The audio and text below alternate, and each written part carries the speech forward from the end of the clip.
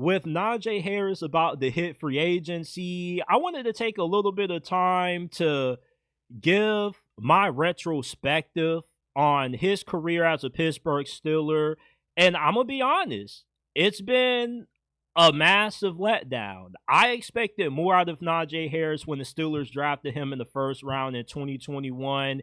I thought we were getting a upgraded version of Derrick Henry. He's 230, 240, really physical runner. But what made him somewhat of an upgraded version of Derrick Henry as a prospect coming out of Alabama was that he was really effective catching the football out of the backfield. He also was pretty good running routes as well when he lined out as well. He hasn't looked like the same player in the NFL that he did at Alabama. When you draft a running back in the first round, you expect to see explosive back, somebody who's a home run threat every time they put their hands on the football, like Saquon Barkley, Bijan Robinson, Jahmyr Gibbs. Najee Harris is not in the same tier of any of those running backs, despite being a first-round pick like them. The Steelers, looking back on it, I know hindsight is 2020. Drafting Najee Harris was a waste of a first-rounder. Having 1,000 yards rushing your first 4 seasons in the league is a cool accomplishment, but it's nothing more but a cool accomplishment. It doesn't conduce to wins and losses. All you need to get to 1,000 rushing yards is to at least average 56 yards per game. Najee Harris, for 2 out of his last 4 seasons in the league, he has ranked 20th or below in yards per game. His career average is around 61 to 60. That's league average. The Steelers drafted a first-round running back that has played like a average running back in the NFL. If we were to do a redraft, Najee Harris ends up being a round 3, round 4 pick. The biggest reason why Najee Harris hasn't been the superstar back in the league that he looked like at Bama is due to his lack of explosiveness. He does not have that second gear. He doesn't have that elite twitchiness that you normally see out of first-round backs. Najee Harris is an old-school throwback.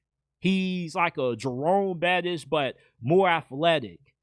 The Steelers shouldn't pay him anything more than $6-8 million, or not even that. They shouldn't even pay him anything more than $4 million a year. If he's asking for anything more than that, they shouldn't bring him back. Running back is easily the most replaceable position in the NFL.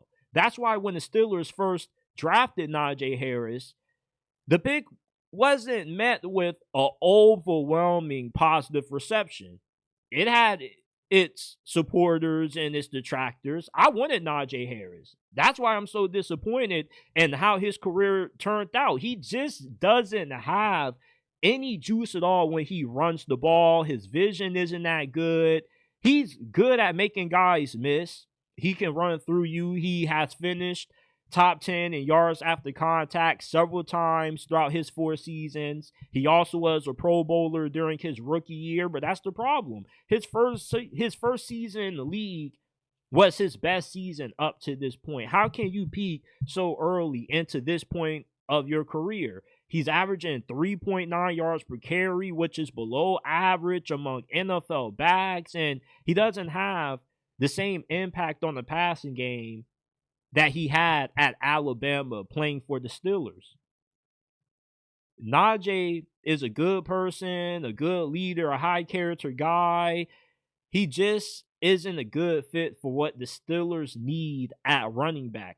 Jaylen Warren, who was undrafted, was taking snaps away from Najee Harris. He was more explosive, more dynamic than what he was. In today's new NFL, a guy like a Najee Harris is not worth the first round pick. Unless you are a Saquon, Jameer, or B. John Robinson, you are an elite high tier athlete.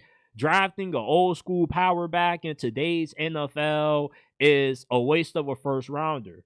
You need an explosive back. You need a true weapon. And that's not what Najee Harris has been for Pittsburgh. He hasn't really been too much of a difference maker on this offense. He's an average back. And that's why he has been a massive letdown. I thought he would have been a superstar, not mid. This is another first round miss that the Steelers have had over these last couple of drafts. They are one of the best drafting franchises in the NFL. They've been kind of slipping these last couple of years, though. Let's be honest.